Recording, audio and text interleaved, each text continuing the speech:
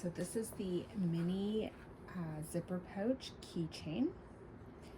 It is part of the keychain collection. I'm going to do it out of felt. Now I cut this felt using the rotary cutter on the Cricut maker, but you could also print this pattern and cut it by hand if you don't have the maker. It's simple shapes, so it's really easy to cut out by hand, nothing intricate. So the first thing I'm going to do is I'm going to take these two end pieces and I'm going to stitch them to hold this in place. If you want the pouch to really open up, you can fold these in half. Now I would like a little bit more stability in the pouch. I don't want everything flying out when I open it, so I'm going to leave them long because I don't have to worry about the edge of the felt frame. Felt is a really nice material to make this pouch out of because you're sewing this curve here. The felt has a little bit of give, which makes it easier to sew around that curve. So the first thing you're going to do, you're going to take your two long strips, you're going to put these end pieces. This is going to create your zipper casing. So your zipper is going to sit behind in there once this is all stitched in place, and it just keeps everything the right size and makes it really easy for inserting that zipper. So I will go ahead and sew that and be right back. So I have the ends secured in place. So now the next step is I'm going to stitch this over the zipper. So I want to have it evenly placed. I'm not going to worry too much about where that is. First, I'm going to start on the one end using my zipper foot, go all the way down, cut across here, and all the way up. Once I get back to the top, before I close this end, I'm going to make sure that the zipper is pulled through and sitting in the middle. But I will start with it closed because it keeps everything even and positioned right. And I just want to sew along that edge. I have to make sure that I am catching the zipper underneath and not coming off this edge because I want a nice clean closure there. So I'll be right back once that's finished.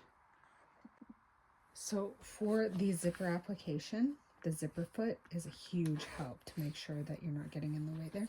So now that that is attached, the next step is to attach this around the curve. Now, one of the tricks to sewing this curve is to make sure when you put this into your machine, you have the curve on top and you can stretch the curve to fit the flat as you're going through and let it curl around in the back. So start with your curve on top at the end and stitch it, pulling it to guide it along all the way across until you have it all the way to the end. So once I have that attached, I'll be right back and show you how to do the next side. Okay, so I've got the seam all the way around. It did come a little short on that end. That's just because I wasn't stretching the top enough as I was going around, but it's okay. We can work with that little bit. Now, you have to make sure that your zip is open now because you're going to need to be able to get in the bag to turn it. If you forget to, you can usually wiggle the zipper open, but it's just a lot easier if you make sure it's open at this point. So now the next step is we have to attach this side. Now, because I did come up a little bit short on that side, I'm gonna want to start on, you might want to start on this side if you have a big difference. That way you get lined up closer.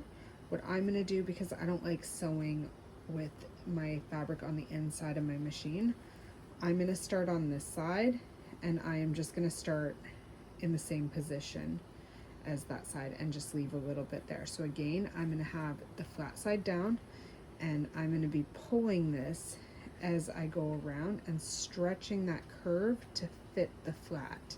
So I will attach this and be right back. So I have both sides attached now. So again, making sure the zipper's open. Next, I'm going to take the key ring and I am going to tack it in place. Now I'm going to have it the same end as the zipper closes on. So I'm going to tack it in place over here in the center, and then I'll come back once that's tacked in place. So now that that's tacked in place, I want to make sure it's really secure. So I'm going to take a grommet and punch it through. So first I'm going to work with the hole punch. I'm just going to center it, punch my hole. I'm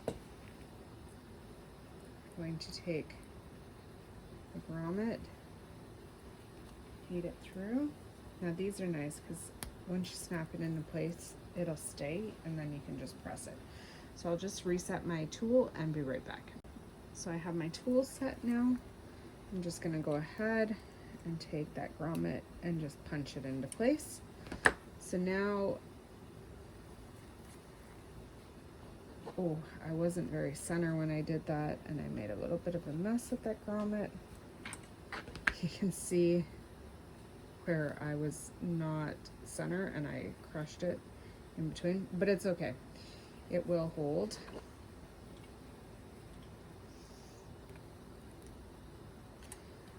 It just doesn't look the best. So the last step now that the grommet's in place is we have to attach this base. So the first thing I'm going to do is I'm going to stitch it along here. Now when I'm stitching, I need to start a little, like 1/8 of an inch away from the edge, because I need to be able to turn it and attach this seam as well. So I'm going to stitch along here, starting 1/8 of an inch in on both sides, and then repeat on this side as well, attaching along there, starting 1/8 of an inch in, and I'll bring it back once I have that attached. So I have it attached on both ends. I did back tack at the starting point and I started in a little bit. So the last step is to just stitch along here, again starting just inside, and do the same on the other side, and then it'll be ready to turn to the right side and complete. So that's the base completely attached. Now one thing I did do is once I had everything where I wanted it, I did go through and I reinforced these corners, stitching along here on all 4 of them, and then I did do an additional reinforcement along here afterwards. So it's ready to turn.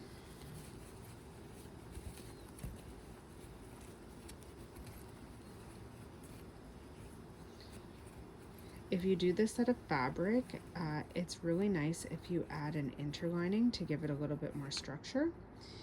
That way it really holds its shape. But the felt is just a nice, quick, easy project. So you can see the bag is complete, and you have quite a bit of space in there. You can fit quite a few things in there. It could be a nice little change purse, or used for many applications. And it's quick and easy. So if you enjoyed this content, please like and subscribe to this channel. If you're interested in this pattern, it's available on my Etsy shop. The link to the listing is below in the description, and happy crafting.